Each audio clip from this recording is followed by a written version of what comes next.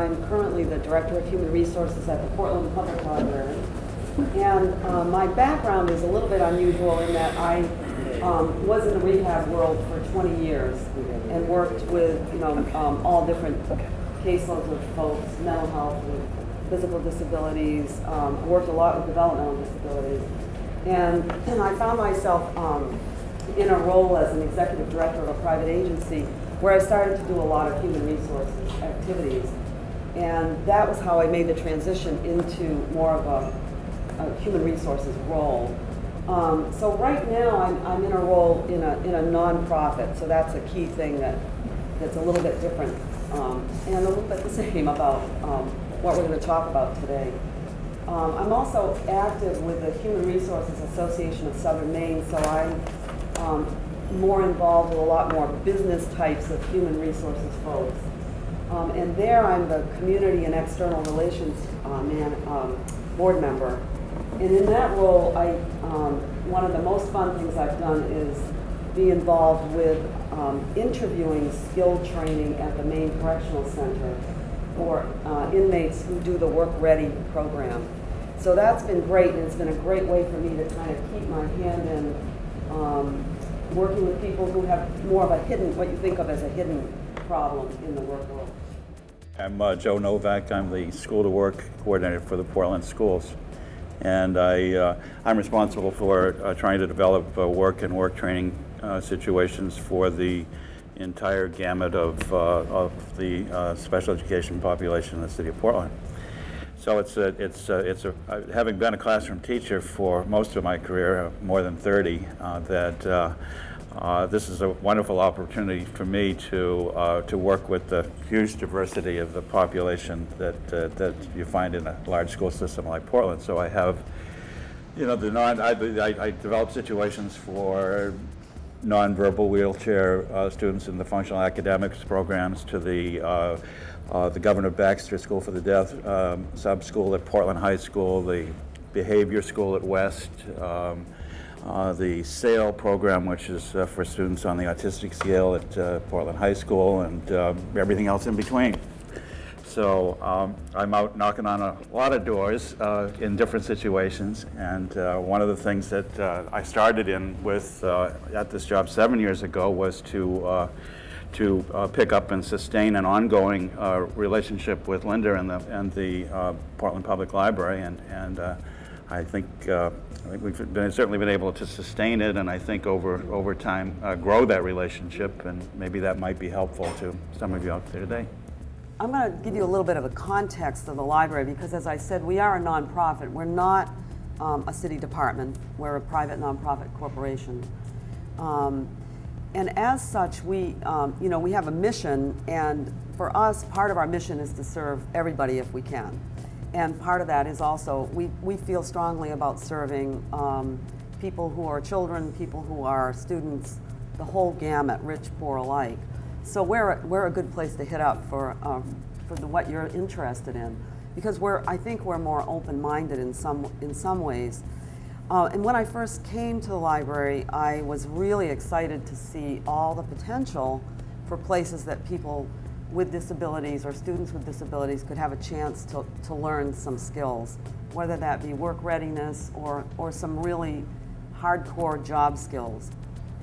And Joe and I both are going to talk about some of what has worked for us. We sat down and tried to figure out, well, why has this worked? And a couple of things that we identified that we both appreciated a lot is a couple of things. First of all, respect and the way the communication went. So if I understand that it must be extremely frustrating for you to be trying to get in the door to a business. It must be very hard, and especially with the economy right now. But that's also possibly an advantage for you. And what I've found is that I've found different things. I found some providers would call me and leave a message and say, I want to talk about this. I call them back, and they never call me back. So then I begin to get the feeling, well, maybe I'm just on a list.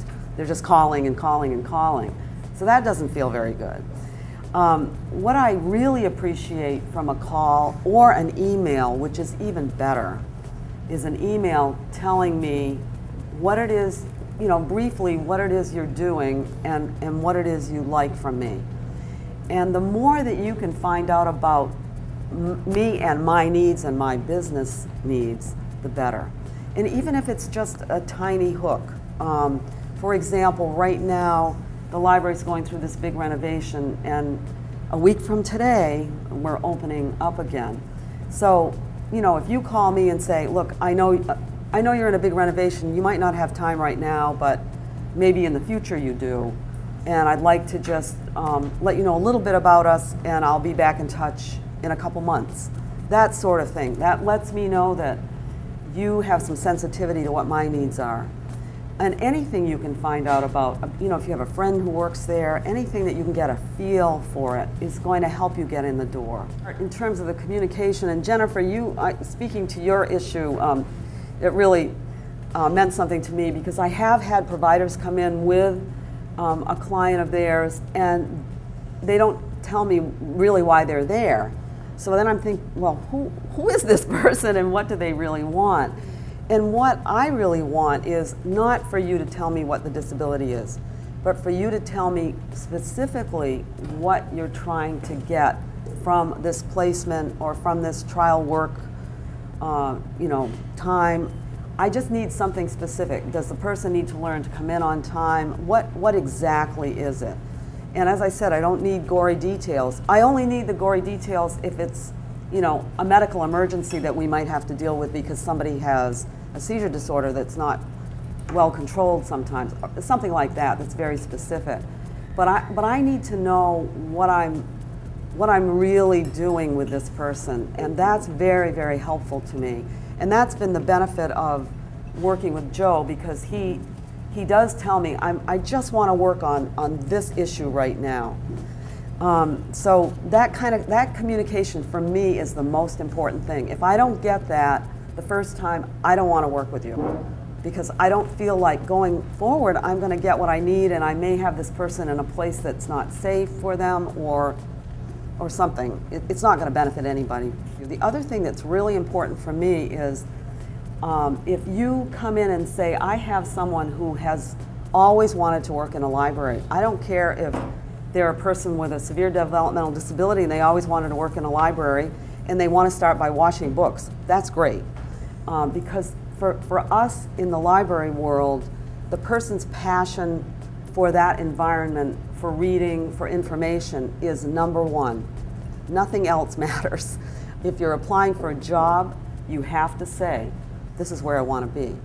And that speaks my language. And I've had a lot of people call and say, I have this student who's always wanted to be there.